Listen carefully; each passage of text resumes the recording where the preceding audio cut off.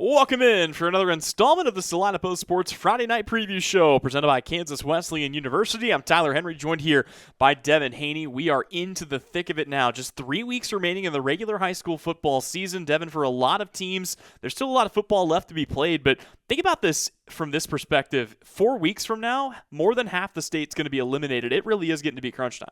It really is. You know, you and I talked last week about being at the halfway point, and that was kind of silly to think. And now you look at some of these team schedules, and you look at, 3 games left, including tonight, which is a little ridiculous. We have some great football being played in this area, and it's been a while since we have been able to talk about Saline County, the surrounding area, teams that have a chance to go past the first week, second week of the playoffs. Tyler, you just look up and down the schedules right now after the results last week. Salina Central's 5-0, southeast of Saline's 5-0, Ellsworth is 4-1, Ell-Saline is 4-1, Tescott is 4-1, Sacred Heart's 3-2, and Minneapolis is 3-2. That's just kind of a nutshell of what's going on in the area right now, and a couple of these teams we're going to get to see tonight. Yeah, and this is my 5th year covering Saline County, area football. Last year was a disappointment, right? You looked at it, and we had 2 teams, 3 if you count Tescott, down in 6-man that made it past the second round of the playoffs. It was a very slow start. It was a very slow finish for our area. This year, I think a lot of those teams have learned their lesson, and they're really taking that next step as programs. You take a look back to last week, Salina Central remains undefeated with a 42-0 win over Newton. Salina South might be the best winless team in the entire state of Kansas, 23-29. They battled with Valley Center and almost pulled out another one. Abilene took down Marysville 21-6. Chapman got doubled up 40-20 at the hands of Concordia. Southeast of Saline did what they do, 73-7, their win over Lyons. Ellsworth dropped a bit of a head scratcher, 54-32 at the hands of a good Hillsboro team. Sacred Heart got their just desserts in a 12-6 win against Sedgwick. Minneapolis knocked off Hallstead 40-21, and in a battle of our 8-man teams, Ell-Saline came out on top of Solomon 50-0. Devin, a couple of those games that I did want to just kind of briefly touch on with you, and let's start with Ellsworth, right? Because that's a team that you and I looked at and thought probably had a really good chance to roll into their Week 8 matchup with Southeast of Saline undefeated as they have in years past. But that's a Hillsboro squad that I think a lot of people don't give enough credit to. It is a head-scratcher, but at the same time, that's a good Hillsboro team. Yeah, we'll see. Hillsboro, you have to look at their schedule. On their way to 3-2, they opened the season with a 2-touchdown loss in Week 1 at Haven. Haven just took their first loss of the season. They lost to Garden Plain last week by 1 point in a 15-14 game. So Haven, a quality opponent there. They only have 1 loss. Their other loss was to Heston, who is also a 4-1 team. Heston beat them 57-26, but Heston, the Swathers right now, steamrolling people. So on their way to a 3-2 record, not bad losses for this Hillsboro team. Demetrius Cox, we'll talk to him coming up here once Southeast of Saline pregame starts. He's got a great story, and if you haven't been following Southeast of Saline football on Friday nights when they play Hillsboro, being in the same district for this is the 4th consecutive year now. Demetrius Cox, very familiar with Salina. He played for the Salina Bombers back when we started indoor football here in this community. He's just kind of latched on. He ended up going to Tabor playing KCAC football, and he just kind of latched on to the Hillsboro community. He's a coach at all levels in all sports, but he's the head football coach, and he is one of the most positive people you'll talk to. I can't wait to talk to him coming up in pregame and see how this version of his Hillsboro Trojans look this year. Speaking of KCAC football, it does bear repeating. So Kansas Wesleyan went on the road. It was a tough one. They fell 7-6, but they held a top 25 caliber opponent to 1 touchdown. It came late in the 4th quarter. That is a team that is very injured in Kansas Wesleyan, but a team that will have a chance to catch up and get healthy over the bye this week. And bears repeating, there is no game this Saturday for anybody in the KCAC. The whole conference is on bye. Devin, there's one more score that I wanted to talk to you about from last week, and it's Sacred Heart over Sedgwick. In years past, if Sacred Heart was going to win a tough football game, they were going to need to put up 30, maybe even 40 points, but they've been doing it with defense. It was 2 big stands against Sedgwick. It was a late interception that sealed the deal. This is a Sacred Heart team that is not only winning, but they're proving they can win in a number of different ways. Coach Krychek has these guys rolling, right? I mean, they got healthy. They're playing good football. They're beating good football teams now. 2 consecutive weeks, they have victories over Sedgwick. They have victories over Valley Heights. Now that you're looking at the rest of their schedule, they have potentially maybe a bump left in the road on their schedule and going in the regular season a combined 6-2, possibly, which is crazy to think about. They've won 3 in a row now after starting 0-2, and that potential bump in the road for Sacred Heart. Republic County, who saw that coming? When you look at the Buffs, they're rolling now. They're off to like their best start in, 50 years or something like that I saw. Who would have thought Republic County would be the bump in the road for Sacred Heart, finishing out on a 6-game winning streak to end the regular season? So looking forward to that a little bit. Sacred Heart, I don't think they'll have much trouble tonight. We'll talk about that when we go over the games coming up tonight. Well, and you mentioned it. I mean, there are 12 teams in our area that we cover. 8 of them, after week 5, have winning records going into the home stretch of the season. It's starting to get to be, kind of the most important time, the most important games. We're well into district play, and with that, let's set the scene for what you can expect coming up here in week number 5. You've got Salina Central at 5-0, taking on Andover Central at 3-2. Week 6, sorry. You've got Salina South. It feels like every game is a winnable game for Salina South, right? You just wonder when they're going to get over that hump, but it feels like a matter of when, not if. You've got an Abilene team at 3-2 that's going to take on a 1-4 Augusta squad, and then Chapman with a chance to get their first win, but it's going to be tough. They have to go on the road and take on a very strong Wamego program that checks in at 4-1. Southeast of Saline has a great chance to go 6-0 if they can handle their business with Hillsboro. Ellsworth will have a chance to bounce back at 4-1 against 1-4 Halstead. Minneapolis, another of those 3-2 teams that we just mentioned briefly, they've got a chance to take down Beloit. You best believe that's a big game for the Lions. Beloit looks vulnerable at 2-3. Sacred Heart, we'll talk more about their upcoming game with Bennington. That's the 3-2 Knights taking on the 0-5 Bulldogs. And then down in 8-man football, Ell-Saline will host Little River. That is our game of the week this week. That's going to be a great one. Solomon is on the road at Gossel, and you've got Teskett taking on Otis Bison. Devin, a couple of matchups that kind of pop off the page there to me. The first one is probably that Minneapolis-Beloit game, right? I mean, that's a game that, like I said, for the Lions to come out and beat Beloit on the road, the implications of that are huge. Yeah, Beloit kind of got it rolling after losing a couple of games in a row. They had some injuries up front on their offensive line, which really affected them their last 2 games. They come into last week, and the passing game with the freshman quarterback kind of got rolling there. His skilled receivers on the outside that are returners from last year, they both went over 100 yards. So who knows? Beloit is so just kind of what kind of team are you going to be? You have one of the state's best small school running backs in Joel Rexroth, but you also have a freshman quarterback that can sling it around. You have really good wide receivers as well. So is it going to be a balanced team? I mean, what are you going to be right now if you're Beloit? But they rebounded back and got their second win of the season last week. I don't know what to expect out of Minneapolis, to be honest with you. They got off this season to a really bad start. Of course, their schedule was very, very challenging, starting off with Southeast of Saline, but now they're 3-2. So, it's just – you look at that game, it's going to be interesting to watch and see what the outcome is. You've got Salina Central, like I said, undefeated. They are going to take on Andover Central. That's one of the toughest challengers to Central's potential undefeated regular season. We will step away, but when we come back, we'll hear from head coach Joe Roche and get you a little bit more information on the Ell-Saline Cardinals as they get ready to take on Little River. That is our game of the week on Salina Post. But when we come back, we'll have that conversation. We'll step away for now. Back in just a bit. This is the Salina Post Sports Friday Night Preview Show. It's presented by Kansas Wesleyan University. Welcome back in here on the Salina Post Sports Friday Night Preview Show. We've got a good one coming up for our game of the week. It'll feature Ell-Saline taking on Little River in a battle of ranked teams down in 8-man Division 1. Earlier this week, we had a chance to sit down and chat with head coach Joe Roche of the Ell-Saline Cardinals. Let's take a listen in on that conversation now to get you ready for tonight's game. So your team's off to a hot 4-1 start again. You've won your last 4 games by a combined score of 204-6. If you take all these games as kind of a package deal, what's been the best thing that you've seen out of your guys so far this year?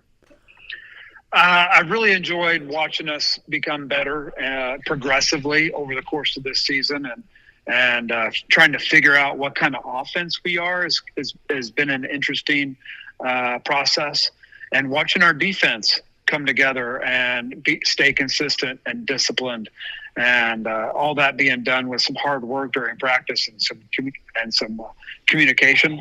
It's as an educator, as a dad, it's really cool to see the boys come together. I'm sure it's hard to, kind of nitpick and critique when, your teams have won the games by halftime in the last 4 weeks. But at the same time, despite the dominant wins, where would you still like to see this team improve as we head into the home stretch of the season? Run game, definitely. I'm a running type coach.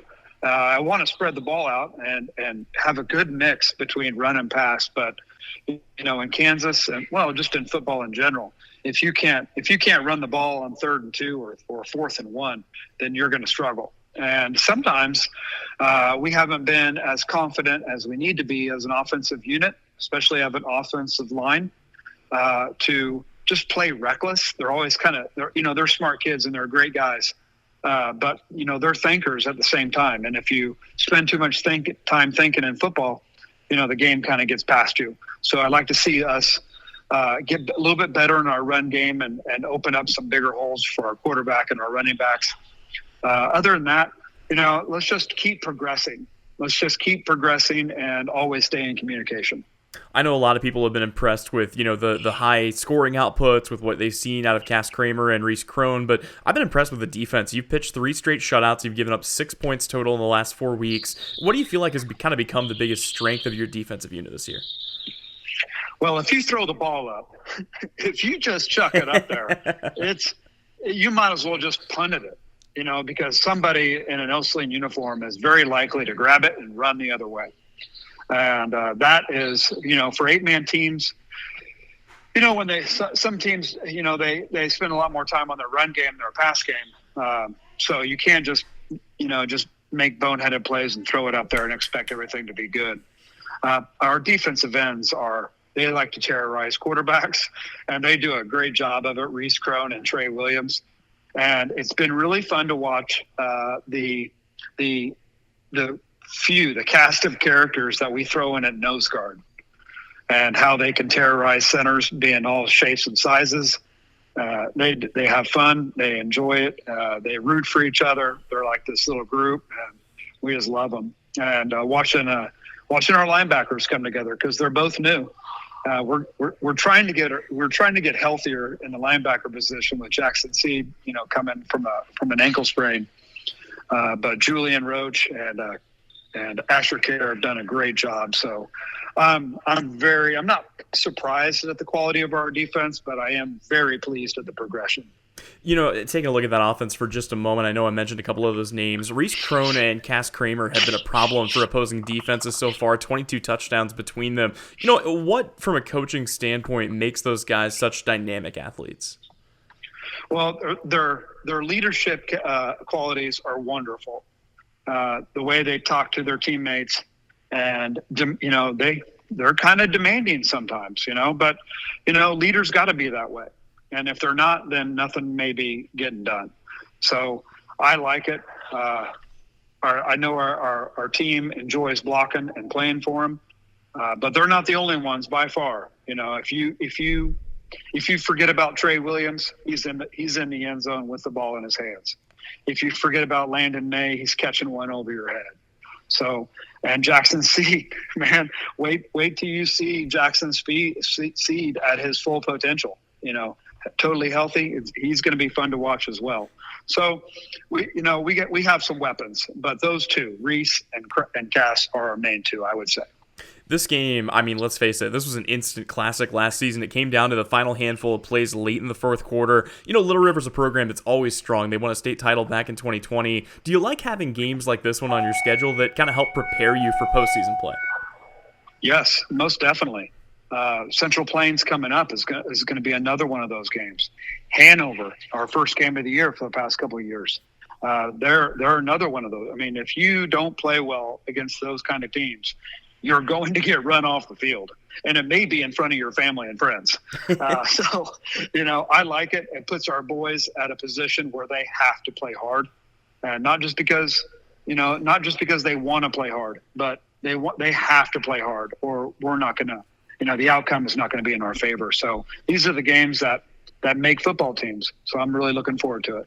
Anyone can look at the scores and just kind of see what Little River has been doing to people this year. But when you have a chance to actually break down the film and see the athletes that are getting the job done, what is your scout on Little River? What stands out to you most just about the way they play football? it's just good sound quality football. They're going to play with a low pad level behind their pads, and they don't mind, putting their face in there either. So they like to out hit and out block you just like we do, and they rotate in a ton of kids too. So that's very impressive to see on film, is the trust that he has in multiple kids in multiple positions. They play 2 quarterbacks, multiple running backs, multiple offensive linemen. So Coach Ayers does a great job over there. So we have our work cut out for us for sure. I'm glad you bring up the 2 quarterback thing, because you look at the depth chart and you're right. They've got Jackson Conan and Jaron Garrison. There's really not a drop-off, at least not from what I see, between those 2 guys, and they do seem to kind of mix those in. What are some challenges of playing a team where, series to series, you don't really know who's going to be under center? Yeah, I mean, you got to know who's under center, and then the kind of offense that they're going to run. If Garrison is behind center, man, you better be ready for that ball to come straight at you. And it's going to come at you with an angry attitude. He runs hard. He's aggressive. The Conning kid is different. He's a little bit taller, a little bit thinner, but he's a great decision maker, and he's a good athlete. So, he just, they're going to run some plays out of some sets, and hopefully we can get some tendencies out of that as the game goes on. So it'll help with that whole two quarterback situation. Kind of flipping fields on you here. Defensively, Little River has also pitched 3 shutouts. How do you move the ball efficiently against a defense as strong as what they have? Man, you better come ready to play, and you better come ready to block and stay behind those blocks, because if you try to do something on your own, they're going to crush you and they're going to swarm you, and you're going to be definitely behind the chains. So we just have to be efficient and play for one another. Well, and last thing for you, Coach, we ask every coach every week, but, we've talked a little offense, a little defense. If you boil it down, though, what is it going to take to beat Little River on your home field here in back-to-back seasons? What are your biggest keys to the game to get a win in this one? Yeah, it's homecoming for us. So there's going to be a lot of people in the stands, a lot of people to play for. So we're going to have to control our emotions and harness that into a way that's positive for Ell-Saline. And if we can out-hit them and out-block them, that'd make everything a perfect world in my book. But that's going to be a tough job. Little River wants to do the same thing. So let's control the clock, control the ball, and stay away from bad penalties. Once again, that was Joe Roche, head coach of the Ell-Saline Cardinals. We'll step away, but when we come back, it's the final segment of Friday Night Preview. We'll get you a preview of what you can tune in for across our Salina Post Sports Network later tonight. Back here on the Salina Post Sports Friday Night Preview Show, we just heard from Joe Roche, the head coach of the Ell-Saline Cardinals, and that kind of brings us right into our final segment. We are back with Game of the Week. We took last week off. I had to make the trip down to Evangel, but it is good to be back here with another exciting Game of the Week, presented as always by Salina Regional Orthopedic and Sports Medicine. It's going to feature Ell-Saline and Little River Devin Hanney. It's a game that went into overtime a year ago. It was...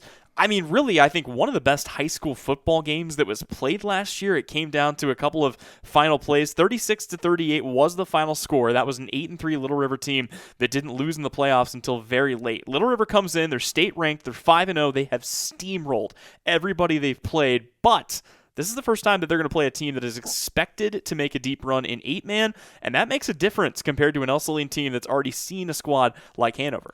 Deep playoff preview, right? That's what this game is. You look at Ell-Saline, of course, they lost that tough one to a very tough opponent week 1 to Hanover. Since then, Tyler, they have outscored their opponents in 4 straight wins.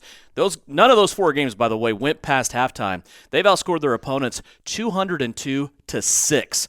You have Colin Dent, you have Cass Kramer patrolling the secondary. They've combined for 7 interceptions in the last 4 games. We're talking about games that are 2 quarters long.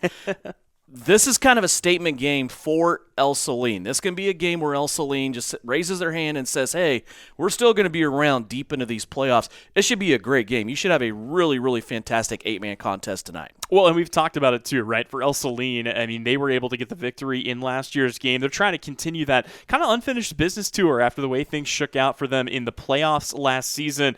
And it's not just on the defensive end. They've been great there, obviously, but offensively, Reese Crone is a load. The senior, he transition from tight end to quarterback. He's a big body, he's hard to tackle, and he's shifty in space. So that'll be something to keep an eye out for in that contest. Also, just to give you an idea of where these two teams are currently sitting in that 8-man Division I ranking, Little River is number 2. If Ell-Saline can get the victory, they'll have a chance to pop in and be ranked next week in the K-Preps ranking, so that'll be something to keep an eye out for. We've also got a great chance for Sacred Heart to pick up a victory. They are on the road at Bennington tonight. That's a Bennington squad that we've talked about it before. They were in 1A, or they were in 8-man. They moved back up to 1A. They'll be moving back down to 8-man. They're still looking for their first victory in 1A in this stint. It's a game that, it might be easy to kind of dismiss, but, obviously for Sacred Heart, it's a chance to kind of take another building block here this week. Sacred Heart, the way that they have built momentum is impressive to me. You always want to see your biggest improvement as a program from week 1 to week 2, but you also want to see it with a new coach from year 1 to year 2. I think we're seeing what Coach Krychek's going to bring to this program now. Of course, a couple injuries early on. They're healthy now. They're going to be 4-2 after tonight. Well, and he said it to me, too. We had a chance to talk with Coach Krychek before the season began. He said not only have these kids had to have 4 different head coaches, it's 4 different sets of signals, 4 different sets of calls. It's been 4 different defenses that they've had their kids run, 4 different sets of offensive signals and shifts and everything else. If nothing else, it's just a chance for a little continuity, right? And it looks good. Well, the other thing about it is, too, in all that change and all that inconsistency has been inconsistency. And you know what the best way to build winning momentum is? Go win. And they haven't had that chance. Now they've won 3 in a row after starting 0-2. Like I said, I don't see why there's any reason they're not going to be 4-2 after tonight. Well, and you love it too, because they've had a chance to do it against the same teams that came out and beat them, in some cases very handily last year in Valley Heights and Sedgwick. They've proven it. Now they've got a chance to get a couple of big wins and potentially, like we said before, even go 6-2 and take a district title. Our final game will be coming up here on KINA following the conclusion of this show. You can also catch a video on Salina Post, and that will see Southeast of Saline against Hillsboro. Look, anytime SES comes into a football game, especially in the regular season, they are the favorites, sometimes heavily, but Hillsboro impressed me a lot with what they did against Ellsworth a week ago. This might be, maybe not a genuine challenger, but a team that is going to give Southeast of Saline some problems potentially. It's a team that's multifaceted. They're going to be balanced. They're going to not be afraid to line up shotgun, go 5 wide receivers, throw the football. I don't know that Southeast of Saline has seen somebody that is healthy that can do that effectively this year. Beloit tried it. They just didn't have the guys up front to block and give time to the quarterback. Like I said, 2 losses for Hillsboro. They're not bad losses. They're not bruises at all on Hillsboro's squad. We're now talking about, with Hillsboro beating Ellsworth last week, we're talking about now a kind of a shift, if you would, in Class 2A, where you have Hillsboro, who may come out of this district right now. We were kind of looking, Week 8 is going to be the winner of the league. It's going to be the winner of the district. Now, we might be looking at the 2 best teams in this district now, with Hillsboro and Southeast of Saline playing each other tonight. There's also been kind of a little bit of a shift in Class 2A, where Hillsboro has raised their hand a little bit because there's not a lot of 5-0 teams in Class 2A right now, especially in the West. Hillsboro at 3-2, you see them in the little other section listed in the rankings. They're right there. If they come out and compete and give Southeast of Saline a game tonight, it could be good for the Trojans that are visiting. It is homecoming tonight, by the way, on campus of SES too. So that 18-game winning streak for Southeast of Saline put on the line tonight against Hillsboro. We've talked about this too, right? Because for Southeast of Saline, you need to be challenged at least a little bit throughout the course of the year. We thought they were going to get that with Clay Center. We thought they might get that with Beloit. They won both games handily. You don't want to play a bunch of schools that you're expected to really come in and beat down, and then all of a sudden you show up to the quarterfinals of the playoffs and you're facing a state-ranked team. Like, you want to have a little bit of adversity, right? I think Hillsboro being better is better for Southeast of Saline. I'll tell you another thing to kind of take note of too, as you're looking around the corner, so to speak, down the road, is in Class 2A, you have a chance to earn home field advantage, right? That's what Southeast of Saline was able to do last year, even though most of their games were at Kansas Wesleyan due to the weather. Hoisington last week went into Cheney, and they beat 3A Cheney. So with Hoisington now sitting at 4-0, remember, they're a game short because they had a game that they ended up not playing against Scott City. They were down against Scott City 14-7. They said, okay, that game's going to be continued at 1 o'clock the next day, and it wasn't. They ended up calling it off.